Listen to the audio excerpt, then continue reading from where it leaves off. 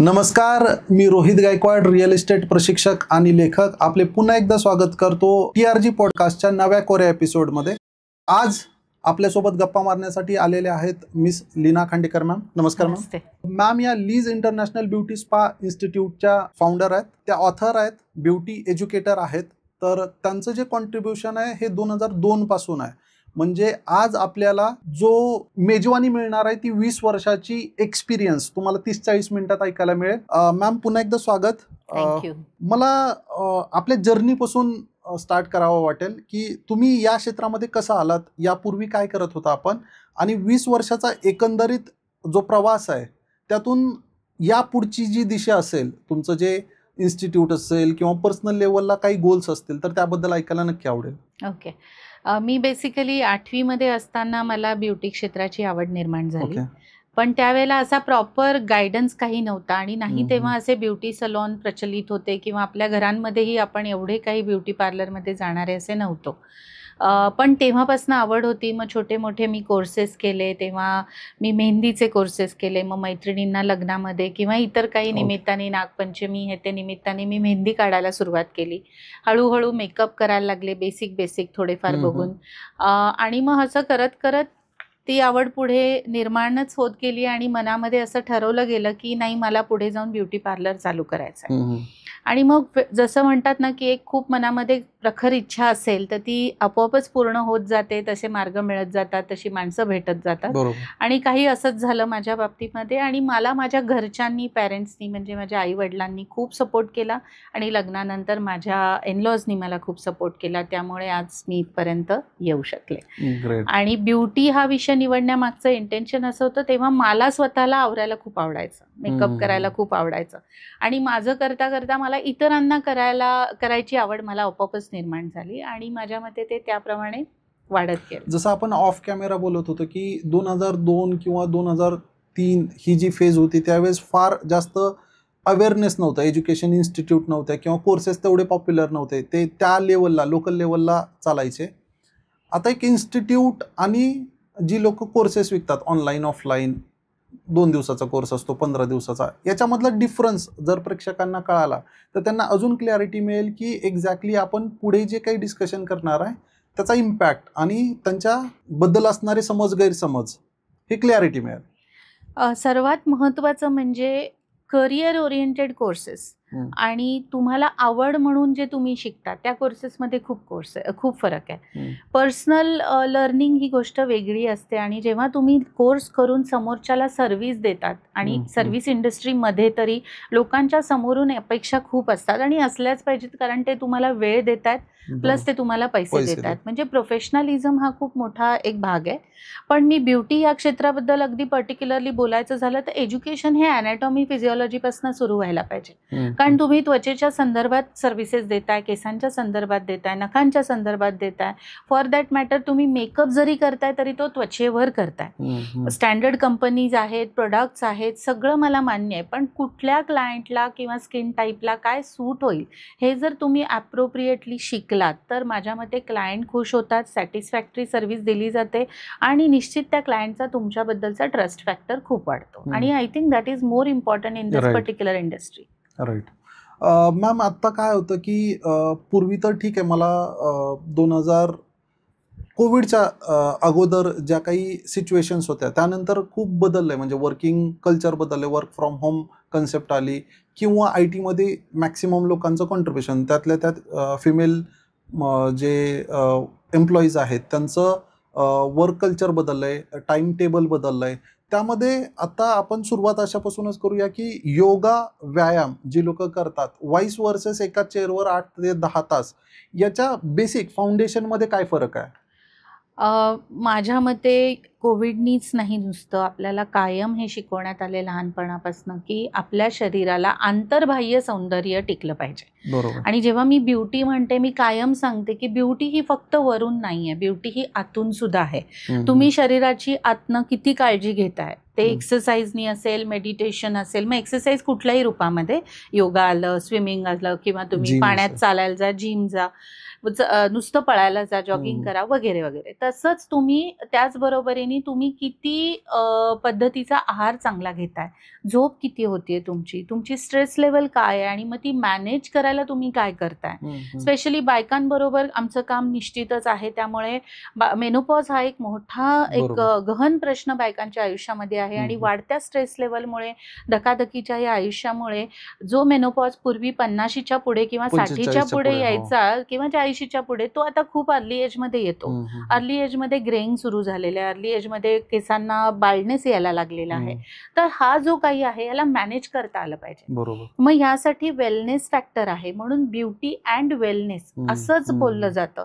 आज आमचे कोर्सेस पण जे आहेत ते ब्युटी अँड वेलनेस म्हणून प्रचलित आहेत, जेणेकरून माध्यमही त्याला प्रवृत्त करतायत की अशा टाईपचं शिक्षण, एज्युकेशन आणि माहिती प्रत्येकाला असली पाहिजे. त्यामुळे सौंदर्य हे आंतरबाह्यच जपलं पाहिजे. मधून निरोगी असेल तरच मग बाहेरच्या सौंदर्याला तशी किंमत आहे. बिलकुल. ओके मॅम, याच्याशीच रिलेटेड आहे, आपण आता उल्लेख केला की आहार, झोप महत्वाची आहे.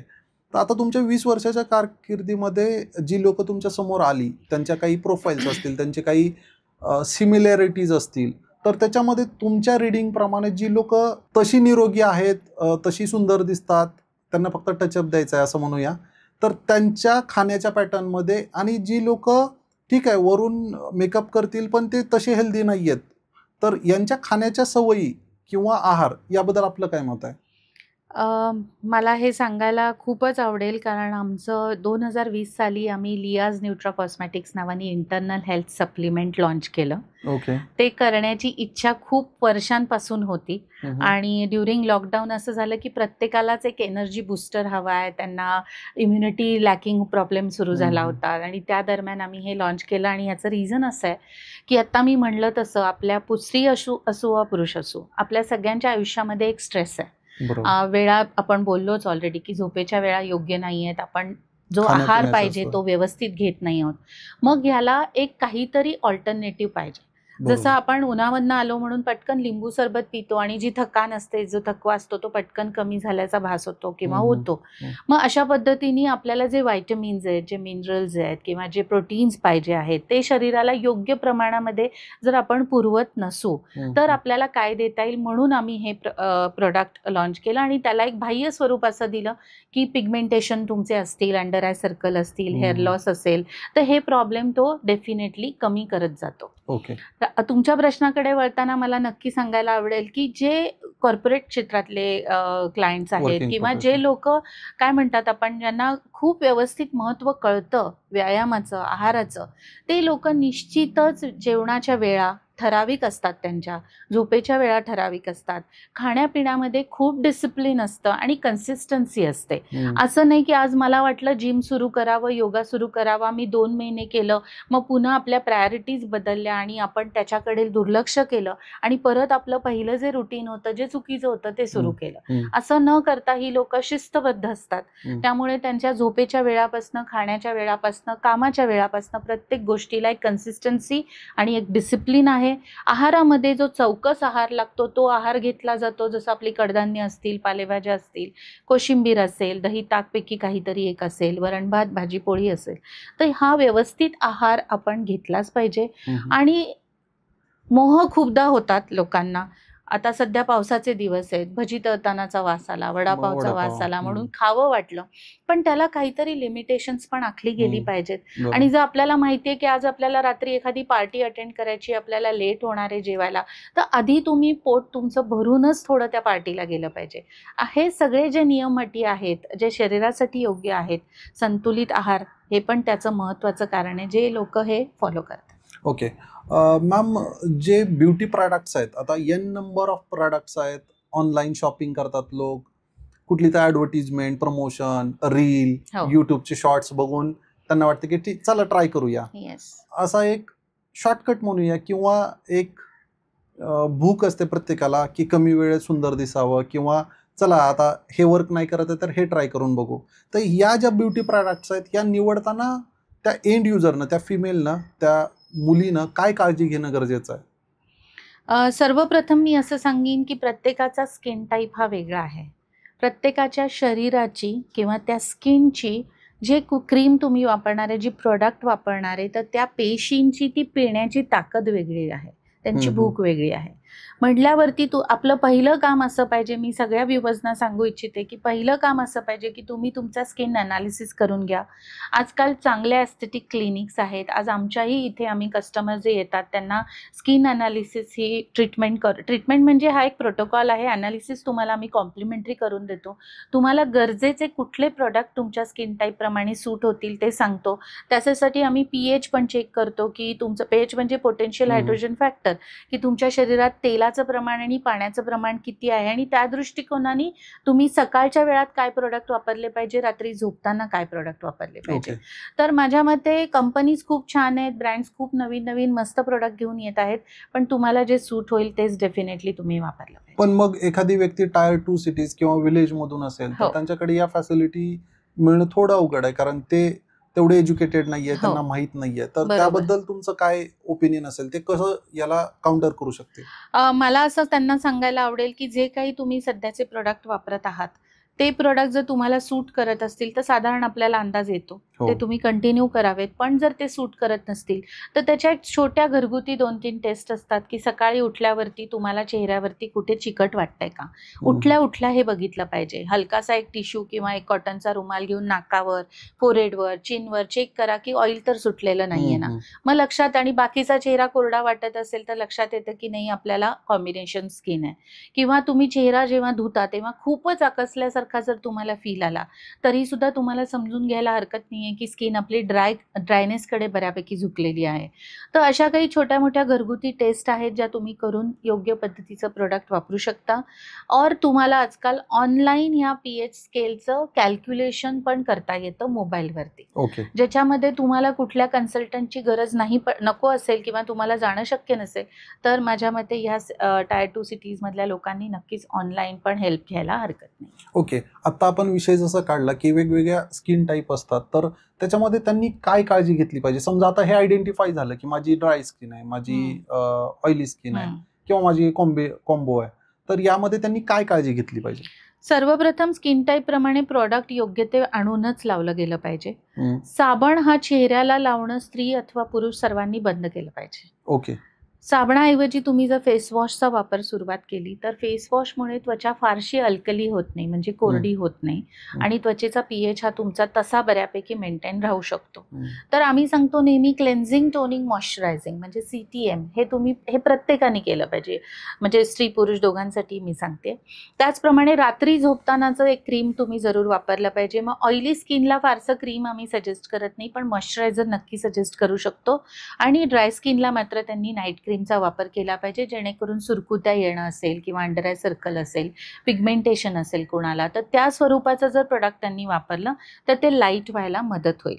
आणि दिवसाचं जे वेदर आहे आपल्याकडे किंवा जो सूर्यप्रकाश आहे त्याच्यापासून सुरक्षित राहण्यासाठी त्वचेला SPF जरूर लावलं पाहिजे. तर SPF कमीत कमी आम्ही 30 पर्यंत सजेस्ट करतो. उन्हाळ्यामध्ये थोडंसं 40 SPF हरकत नाही वापरायला. आणि सेन्सिटिव्ह स्किन असेल तर मग सेन्सिटिव्ह स्किनसाठी मात्र SPF 20 किंवा 25. पण हे म्हणजे दिवसाचे 3 प्रोडक्ट, एक SPF 4 आणि रात्रीचं नाईट क्रीम, एवढ्या 5 गोष्टी जर नियमित वापरल्या तर माझ्या मते त्वचेची खूप छान काळजी घेतली जाऊ शकते. महत्त्वाचा अजून एक पॉईंट आहे तो म्हणजे केस. कारण केसांसाठी लोकांचं मी जे गणित बघते गेले 20-25 वर्ष झाले की शॅम्पू जो समोर दिसेल तो वापरला, किंवा आता संपलाय म्हणून मिस्टरांचा शॅम्पू आहे, भावाचा शॅम्पू आहे तो लावला, हे किंवा उलट बहिणीचा शॅम्पू आहे म्हणून भाऊ तो वापरतोय, बाबा ते वापरतायत. तर थोडंसं हे टाळलं गेलं पाहिजे, कारण प्रत्येकाची शारीरिक क्षमता, घाम येण्याची वृत्ती हे सगळं वेगवेगळं आहे. त्या योग्य म्हणजे त्याला सुटेबल असं जर तुम्ही प्रोडक्ट आणू शकलात तर ते बेस्ट, आणि तेच प्रोडक्ट तुम्ही नियमित वापरलं पाहिजे. हाही एक अनुभव मला आलेला आहे की आज प्रोडक्ट आणलं, तो पॅक संपला, 3ऱ्या महिन्यामध्ये भलत्याच कंपनीचं, भलत्याच म्हणजे वेगळ्या कंपनीचं वेगळं प्रोडक्ट आणून वापरायला सुरुवात केली. तर असं न करता जर तुम्ही कन्सिस्टंट राहिलात एका प्रोडक्ट बरोबर काही महिने तरी, कमीत कमी मिनिमम 6 months to 1 year, तर तुम्हाला त्याचे रिझल्ट्स दिसतात. आणि त्याचबरोबरीने ते प्रोडक्ट सूट झालं की तुम्ही ते पुढे काही अजून एखाद वर्ष कंटिन्यू करू शकता. मिडल क्लासमध्ये काय होतं, जनरली डिमांडमध्ये फॅमिली जातात त्यावेळेस ज्याच्यावर ऑफर आहे, कॉम्बो ऑफर तर ते प्रोडक्ट उचलले जातात, असं एक आहे बिहेवियर. पण ते नसावं, कारण खूप जास्त प्रॉब्लेम आहेत लोकांना स्किन, केस ह्या सगळ्या गोष्टींचे. आणि एक वेळेस लोकांना आजकाल चेहऱ्यावर हलका फुलका डाग आलेला चालतोय, पण केस गेलेले चालत नाही. कारण आम्ही विग्स देतो अनेक वर्ष कॅन्सर पेशंट्सना सुद्धा. त्यामुळे मला कळतं की काय तो फिलिंग आहे ते. आणि म्हणून मी नक्की सांगेन जे आहे ते जपलं पाहिजे आणि त्यासाठी हे फॉलो करणं गरजेचं आहे. बरोबर, नक्कीच, खूप छान. Wait. If you are investor or industrialist looking for clear title agriculture or industrial plot across Pune, Mumbai and Konkan region, then do contact us for verified legally clear land parcels. हमेशा याद रखिए, land is limited. अगर आपने नहीं खरीदा तो वो किसी और की अमानत होगी. अगर आपको अपनी लैंड बेचनी है या खरीदनी है तो डिस्क्रिप्शन बॉक्स एंड कमेंट में लिंक दी है, उस पर क्लिक कीजिए, फॉर्म सबमिट कीजिए, हमारी टीम आपको कॉन्टैक्ट करेगी. Thank you. मॅम, आता तुम्ही मॅक्सिमम तुमचा जो टार्गेट ऑडियन्स किंवा तुमच्याकडे येणाऱ्या ज्या एंड यूज साठी प्रोफाईल्स आहेत त्या वर्किंग आहेत, बरोबर? तर त्यांच्या ओव्हरऑल पर्सनॅलिटीमध्ये ब्युटी काय रोल प्ले करते? ब्युटी खूप मोठा रोल प्ले करते, कारण first impression is the last impression. आणि कॉर्पोरेट सेक्टर म्हटलं की आजकालच्या ह्या चाललेल्या रॅट रेसमध्ये किंवा ह्या कॉम्पिटिशनमध्ये आय थिंक बाह्य सौंदर्याला खूप जास्त महत्त्व दिलं गेलेलं आहे. हे माझं फील्ड आहे, त्यामुळे बाह्य सौंदर्याला महत्त्व देऊ नका हे मी कधीच सांगणार नाही. निश्चितच सांगणार की ते द्या, कारण त्यांनी तुमची पर्सनॅलिटी वेगळी दिसते, तुमचा सेल्फ कॉन्फिडन्स वाढतो. आणि कॉर्पोरेट क्षेत्रामध्ये हेच जास्त नोटीस केलं जातं आणि हेच जास्त लोक इम्प्लिमेंट करतात. कारण मी आरशात बघितल्यावरती की मला छान वाटलं पाहिजे स्वतःला. माझे केस ठीकठाक आहेत, मी आवरलेलं छान आहे, मी योग्य तसे कपडे घातलेत माझ्या हाईट वेट प्रमाणे, और मी तसा मेकअप कॅरी केलाय. कारण मला ज्या ठिकाणी जायचंय, मग मीटिंग असो पार्टी असो, मी अप्रोप्रिएट आवरलंय. So I think that really matters a lot for this corporate sector people. आणि हे सर्वांनी पण इम्प्लिमेंट करायला काहीच हरकत नाही. त्यामुळे रोज आवरलं आणि रोज मेकअप केला याचा अर्थ काहीतरी कोणीतरी त्याच्याबद्दल प्रिडिक्शन करेल असा नसतो. It is for your self. Okay. ज्या वेगवेगळ्या ट्रेंड्स येत राहतात जातात, तर त्याच्यामध्ये आत्ता करंट ट्रेंड काय सुरू आहेत की वर्किंग प्रोफेशनलमध्ये काय कॉम्बिनेशन्स लोक यूज करतायत ज्याच्यामध्ये ब्युटी प्लस जे ओव्हरऑल ड्रेसिंग सेन्स वगैरे असेल, तर त्याला तुम्ही काय suggestion, being an expert you need to give 2-3 combinations जे तुम्हाला वाटतं की ते योग्य आहेत? ओके.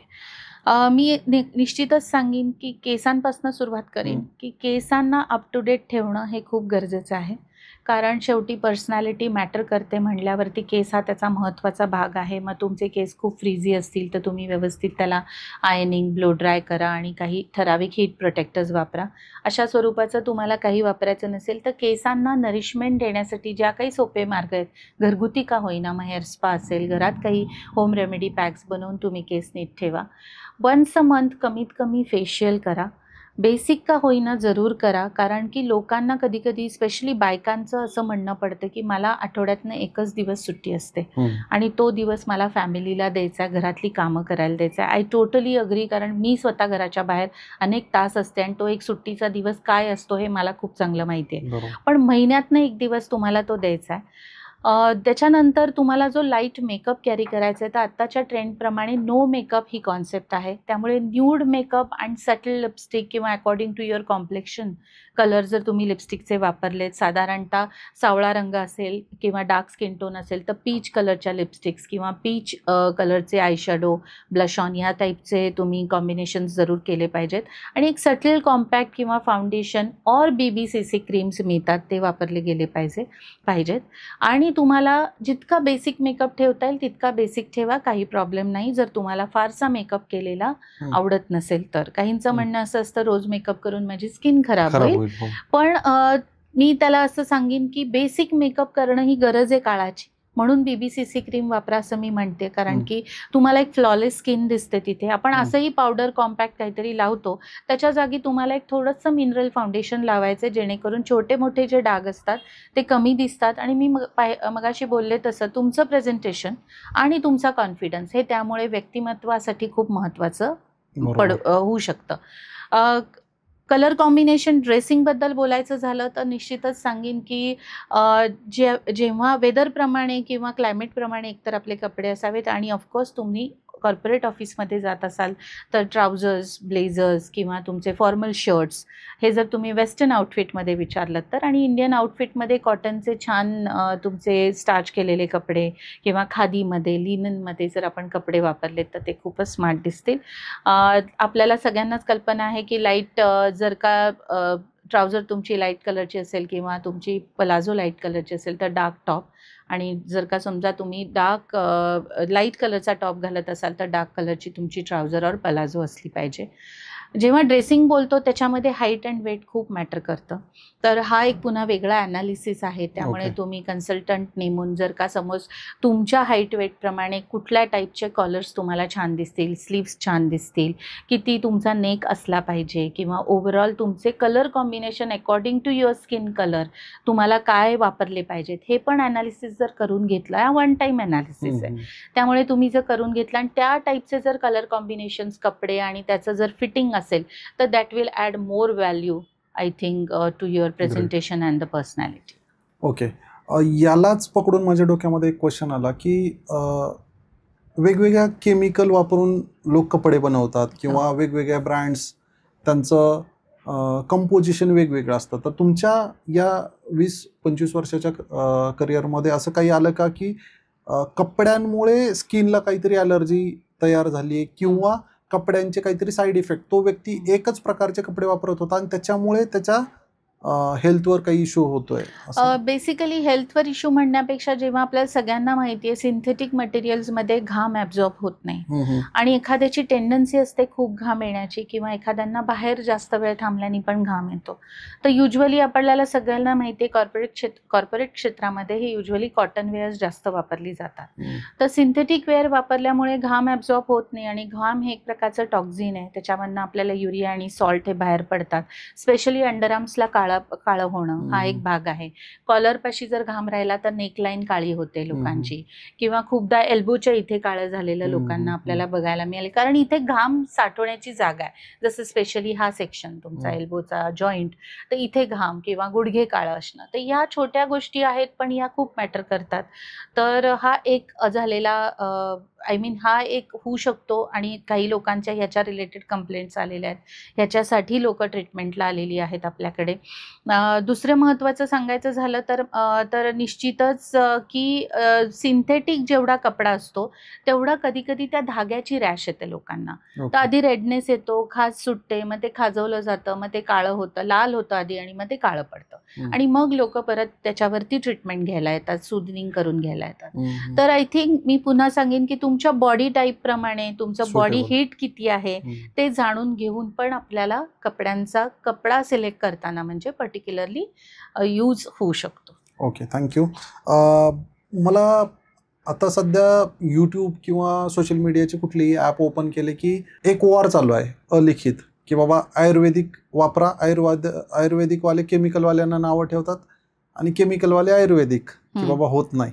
तर याच्यामध्ये बिईंग अन ऑनेस्ट ओपिनियन, तुम्ही त्या इंडस्ट्रीमध्ये आहात 20 वर्षापासून, तर मला तुमचं पर्सनल मत ऐकायला आवडेल की ह्या आयुर्वेदिक जे ट्रीटमेंट असतात, बरीच लोक हळद लावा, झोपताना दूध लावा वगैरे वगैरे काय सांगत असतात, हे कितपत इफेक्टिव्ह आहे आणि हे कितपत इझी आहे कन्सिडरिंग करंट लाईफस्टाईल ज्यामध्ये वेळ हा एक मोठा चॅलेंज आहे लोकांसाठी, आणि हे खरंच प्रोडक्टिव्ह आहे का? तुमच्या प्रश्नाचं उत्तर नक्की देते, पण वेळ म्हणलात म्हणून मी नक्की सांगेन आपल्या सगळ्यांकडे भरपूर वेळ असतो आणि मला सगळ्या व्ह्यूअर्सना हे सांगायचे तुमच्याहीकडे वेळ आहे. आपल्याला शाळा कॉलेजमध्ये किंवा आईबाबांनी कधीतरी घरात बसून सांगितलं असेल जेव्हा आपण अभ्यासाचा कंटाळा केला असेल की तू बस आणि 24 तासाचं मला टाइम टेबल लिहून दाखव की तू कुठल्या वेळात तू काय करतेस. आणि हेच गणित मी तुम्हाला आज तुमच्यासाठी करायला सांगेन की 24 तासात तुम्ही किती झोपता, किती वेळ काम करता आणि बाकी तुमचा वेळ कुठे जातो ते बघा, आणि त्यातून तुम्हाला 10 मिनिटं पण स्वतःची काळजी घ्यायला मिळत नाहीत का, हा हिशोब करा, कारण माझ्याकडे जेवढ्या बायका संपर्कात आहे त्यांचं म्हणणं असं असतं की टाईम मॅनेजमेंट जमत नाही, म्हणून मला रेग्युलर स्वतःची काळजी घेता येत नाही, पार्लर व्हिजिट्स करता येत नाही. मग घरगुती उपायांकडे लोकांचं आपोआप लक्ष जातं. मग आता जेव्हा घरगुती उपायांकडे लक्ष जातं तर मी स्वतः खूप रिस्पेक्ट करते आयुर्वेद शास्त्राचा. पण जेव्हा आपल्याला हळद लावायला सांगत होते किंवा दुधानी आंघोळ केली जात होते मस्तानी, आपण ऐकलंय सगळ्यांनी, पण तेव्हाचं क्लायमेट, तेव्हाचं पोल्युशन, तेव्हाची आपली लाईफस्टाईल आणि आताची आपली लाईफस्टाईल, आताचं क्लायमेट, आताचं टायमिंग, या सगळ्या गोष्टी जर तुम्ही नीट विचार केल्यात तर त्याच दुधानी ज्या वेळेला खूप गोरेपणा येत होता, कारण दुधामध्ये लॅक्टिक ॲसिड असतं, ते लाईटनिंग करतं, तर आणि आता त्यालाच इतका वेळ का लागतो? कारण आत्ताही सूर्य तोच आहे, पण त्याच्या येणाऱ्या धगीचा परिणाम आपल्या त्वचेवर खूप पटकन होतो, कारण वातावरणात फ्री रॅडिकल्स पण खूप झालेत, ज्याला कार्बन डायऑक्साईड एक महत्त्वाचं कारण असू शकतं. आज सकाळच्या हवेमध्ये फिरायला जा म्हणतात, पण ती कुठली? तर पहाटेची किंवा जास्तीत जास्त 5:30-6 वाजेपर्यंतची. 7 वाजल्यापासून आपल्याकडे पोल्युशन भरपूर पसरलेलं असतं. मग ह्या सगळ्याचा खरंच आयुर्वेद जे काही तुम्ही ट्रीटमेंट घ्याल त्या खूप नियमित जर तुम्ही केल्यात तर तुम्हाला त्याचा रिझल्ट मिळेल. पण जर त्या तुम्ही धरसोड करत केल्या तर त्याचा तुम्हाला रिझल्ट मिळणार नाही, कारण शेवटी ती होम रेमेडी आहे. आज आपण घरगुती ज्या ट्रीटमेंट करायच्या त्याबद्दल बोलत आहोत. आज जर तुम्ही कुठे आयुर्वेद डॉक्टरकडे जाऊन कन्सल्टेशन घेऊन सर्व्हिसेस घेणार असाल तर तो प्रश्न कम्प्लिटली वेगळा आहे, कारण डॉक्टर त्याला तुमच्या स्किन टाईप प्रमाणे इंटरनल हिलिंग, एक्सटर्नल हिलिंग करून देऊ शकतात. पण जेव्हा आपण दूध हळद लावायची गोष्ट करतोय किंवा आपल्याला काही अजून वेगळे उपाय असतात भरपूर, मंजिष्ठा पावडर असते किंवा आंबे हळद बरेच जण वापरतात, तर या सगळ्या गोष्टींचा रिझल्ट येण्यासाठी कन्सिस्टन्सी हवी आणि आता ते वातावरण राहिलं नाहीये की त्याच्यामुळे तुम्हाला रिझल्ट्स मिळतील. त्यामुळे केमिकल स्वरूपात किती हार्श केमिकल वापरायचे आणि किती माइल्ड वापरायचे हे नक्की तुम्ही ठरवू शकता, कारण प्रत्येक कंपनीच्या प्रोडक्टवरती त्यातल्या इन्ग्रेडियंटचा सखोल डिटेल्स लिहिलेले असतात. तर थोडंसं ते ज्ञान घेऊन आपल्या स्किन टाईपप्रमाणे योग्य सल्लागारांचा सल्ला घेऊन प्रोडक्ट वापरणं हेच माझ्या दृष्टीने ॲप्रोप्रिएट आहे. मला याच्यामध्ये आणखी एक गोष्ट ॲड करावी वाटते.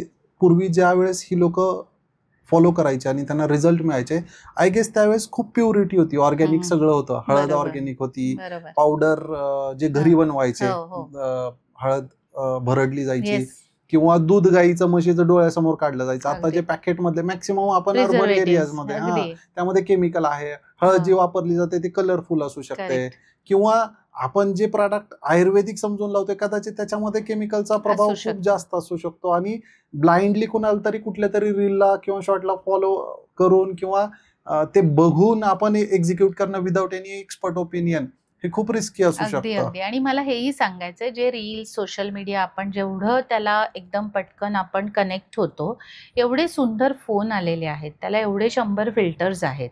जे रील्स तुम्ही बघतायत त्याच्यामध्ये ओरिजिनॅलिटी कितपत आहे हेही पडताळून बघा. असं नाही की लोक खोटं वागतायत, नाही. लोक प्रत्येक जण हा आपली एक पब्लिसिटी करतोय. आज आम्हीही करत असतो आपली पब्लिसिटी, पण आपण त्याची ती बाजू पण बघितली पाहिजे आणि त्या दृष्टीने ते प्रोडक्ट आपल्याला कितपत सूट होईल ह्याचा पण पडताळा नक्कीच केला पाहिजे. मॅम, तुम्ही मगाशी बोलताना म्हटलात की मॅक्सिमम लोकांचा कल, रादर आपण पुण्यात बसून बोलतोय तर पुण्यामध्ये जी लोक आहेत त्यांना, आता मध्ये एक 2-4 व्हिडिओ आले होते की तो कुठला तरी एक बी आहे आणि तो लावून कसली तरी एक आदिवासी हेअर ऑइल वगैरे हे खूप पॉप्युलर, म्हणजे लोक रांगा लावून रात्रभर वेटिंग करून हे करतात. म्हणजे केसांची किंमत नक्कीच खूप जास्त आहे कम्पेअर्ड टू आपण ज्या बद्दल बोलतोय ब्युटी बद्दल. तर हेअर फॉल हा पुण्यामध्ये किंवा मॅक्सिमम युथ मध्ये खूप जास्त आहे, म्हणजे रादर एज ग्रुप 25 ते 45च्या मध्ये हा खूप जास्त आहे. पूर्वी हा नव्हता. तर हेअर फॉल बद्दल आपलं काय ओपिनियन आहे, तो कशामुळे होतो आणि तो कमी करायचा असेल तर काही पॉसिबिलिटी आहे का, खरंच होतं का? ओके. पहिली गोष्ट तर हेअरफॉल ही अनुवंशिकता पण असू शकते. मेडिकल रिझन्समुळे पण हा प्रॉब्लेम येतो, जसं की थायरॉइड असेल फॉर एक्झाम्पल, हायपर और हायपो. त्याच्याच बरोबरीने तुमचं लाईफस्टाईल पुन्हा मॅटर करतं. ह्या आणि काहींना सवय असते की आज हे प्रोडक्ट मागवलं, पुढच्या महिन्यात ते मागवलं, मग हे मागवलं. तर अशासारख्या असंख्य प्रोडक्ट जेव्हा वापरले जातात तेव्हा तुम्हाला कशाचाच एकाचा पण गुण येत नाही. त्यामुळे मगाशी मी बोलले, एखादं प्रोडक्ट हेअर ऑइल ठरवलं तर ते कन्सिस्टंटली 1-2 वर्ष वापरा. असं नका करू की आज आणलं, 2 आठवडे वापरलं, काहीच फरक दिसत नाही, केस गळतातच आहेत म्हणून नवीन काहीतरी सुरू केलं. आणि असं पण असतं की माझ्या फ्रेंडनी वापरलंय, माझ्या बहिणीनी वापरलंय, तर ते तुम्हाला सूट होईलच याची काही गॅरंटी नसते. त्यामुळे हेअर लॉस हा प्रॉब्लेमचं जे रूट आहे ते समजून घेऊन आपण त्याच्यावरती ट्रीटमेंट केली पाहिजे. योग्य वेळेत जर हे लक्षात आलं की हा मला हेअर लॉस होतोय, तर वेळेतच त्याचं निदान पण करा. आपण काय करतो की ठीक आहे, आता क्लायमेटमुळे होत असेल, ठीक आहे, माझी झोप पूर्ण नाही झाली म्हणून होत असेल, ठीक आहे, मी काहीतरी 5 दिवस आजारी होते, औषधं खाल्ली म्हणून होत असेल. तर ही सिव्हिअर गोष्ट असते हेअर लॉस होणं. आणि जर एक्स्ट्रीम केसला तो होत असेल तर आपण लगेचच त्याच्यासाठी तज्ज्ञांचा सल्ला जरूर घेतला पाहिजे आणि त्याच्यावर ट्रीटमेंट केली पाहिजे.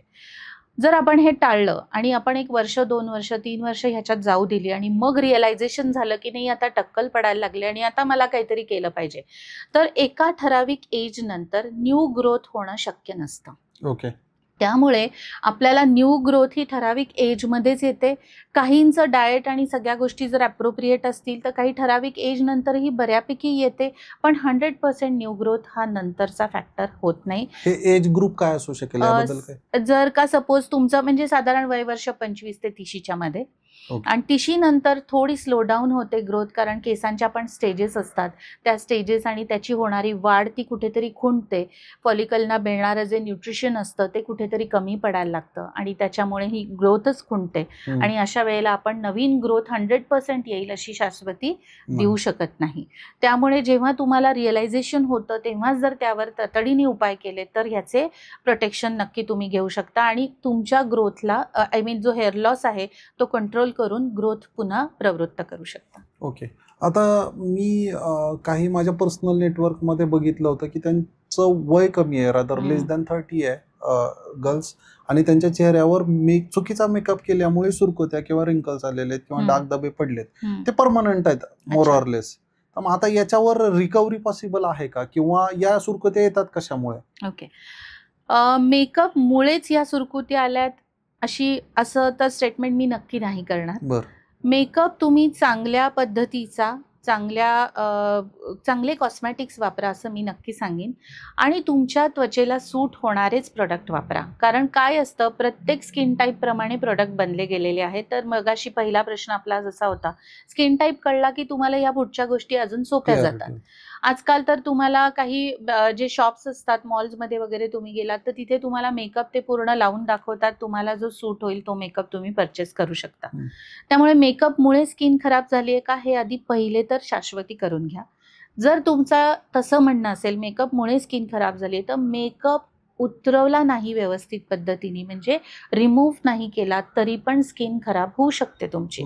त्यामुळे जसं मेकअप ॲप्लिकेशन करतो तसं रिमूव्हल टेक्निक पण समजून घेतलं पाहिजे. बऱ्याचदा असं होतं की लोक मेकअप पार्टीला, इकडे तिकडे लग्नाला वगैरे जाताना करतात, योग्य पद्धतीने तो काढत नाही. त्याच्यानंतर व्यवस्थित स्किनला नरिश करायचं असतं, मॉइश्चराईज करायचं असतं मेकअप रिमूव्ह केल्यानंतर, ते करत नाहीत आणि मग आपण प्रोडक्टला दोष देतो. तर माझ्या मते ते चुकीचं आहे. तर जसं मेकअप लावण्याआधी पहिले मी सांगितलं CTM म्हणजे क्लेन्झिंग, टोनिंग, मॉइश्चरायझिंग करून मेकअप लावा, तसं मेकअप रिमूव्ह केल्यानंतर सुद्धा तुम्ही क्लेन्झिंग, टोनिंग आणि मॉइश्चरायझिंग जरूर केलं पाहिजे. ही रोजची सवय पाहिजे. जर तुम्ही रोज मेकअप करत असाल, तुम्ही ओकेजनली मेकअप करत असाल, तरी सुद्धा हेच स्टँडर्ड प्रोटोकॉल्स तुम्ही फॉलो केले पाहिजेत. जर तुम्हाला काही डाग आले असतील तर तुम्हाला स्किन कन्सल्टेशन करून त्याच्यावर योग्य ते रेमेडी डेफिनेटली घेतली पाहिजे, ट्रीटमेंट घेतली पाहिजे. और तुम्ही स्किन स्पेशालिस्टकडे जा, डर्मॅटोलॉजिस्टकडे जा, और चांगले टेक्निकल ॲस्थेटिक क्लिनिक्स आहेत. जसं मी मगाशी म्हटलं की आम्ही क्लायंटला फ्री कन्सल्टेशन करून देतो. मग तुम्ही कुठेही जाऊन सर्व्हिस घेतली तरी आम्हाला प्रॉब्लेम नाही आहे. फक्त तुम्ही या स्किन बघा, जज करून घ्या, प्रोडक्ट समजून घ्या आणि वापरा. ओके मॅम, आपण पॉडकास्टच्या शेवटच्या टप्प्यामध्ये मला एक क्वेश्चन खूप जाणवतो की म्हणजे इंडियामध्ये specially in youth Korean drama खूप फेमस आहे. मग आता ब्युटी प्रोडक्ट्समध्ये त्यांचं डॉमिनेशन, मी ज्यावेळेस आपला पॉडकास्ट प्लॅन केला होता मी सर्च करत होतो तर चायनीज आणि कोरियन प्रोडक्ट्स खूप पॉप्युलर, म्हणजे खूप मोठं मार्केट आहे इंडियामध्ये.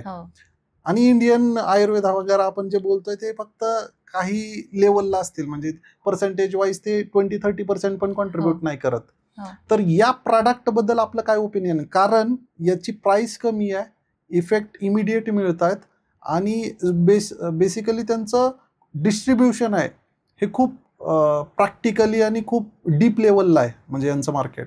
तर याबद्दल आपलं काय मत आहे?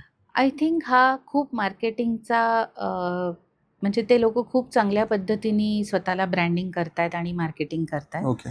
नंबर 2, तिथलं क्लायमेट, त्यांची लाईफस्टाईल, ह्याच्यासाठी कोरियन ग्लास स्किन फेशियल किंवा कोरियन ग्लास फेशियल अशा पण ट्रीटमेंट्स खूप प्रचलित झाल्या. आम्ही शिकवताना लोकांना. पण या ट्रीटमेंट ज्या वेळेला त्यांच्या स्किनवर होतात आणि ती स्किन एवढी तुकतुकीत दिसते, कारण त्यांच्या स्किनवर मेजर इनिशियल प्रॉब्लेम्सच कमी आहेत. आपल्या ज्या स्किनचे प्रॉब्लेम्स आहेत ते तुफान आहेत. आणि त्याच्यामुळे जर कुठली युनिक स्किन अभ्यासासाठी असेल तर ती आपली स्किन आहे, आणि स्पेशली आपल्या झोनमधली म्हणजे महाराष्ट्रामधली स्किन आहे. कारण आपण सगळ्या क्लायमेटला सामोरे जात असतो, त्याचे होणारे चांगले वाईट परिणाम आपल्या स्किनवर आपण भोगतो. आणि त्याच्यामुळे आपली स्किन ही एक प्रकारची काय म्हणूयात, प्रॅक्टिकल प्रयोग करण्यासाठीची स्किन आहे. त्यामुळे कोरियन ग्लास ट्रीटमेंट जरी तुम्ही घेत असलात आणि ती तुमच्या स्किन टाईप प्रमाणे जी योग्य आहे तीच एकतर घेतली पाहिजे, और तुम्हाला कोरियन बेस्ड कुठलेही प्रोडक्ट वापरायचे असतील तर तुम्ही तुमच्या स्किन टाईप प्रमाणेच त्याचा वापर केला गेला पाहिजे.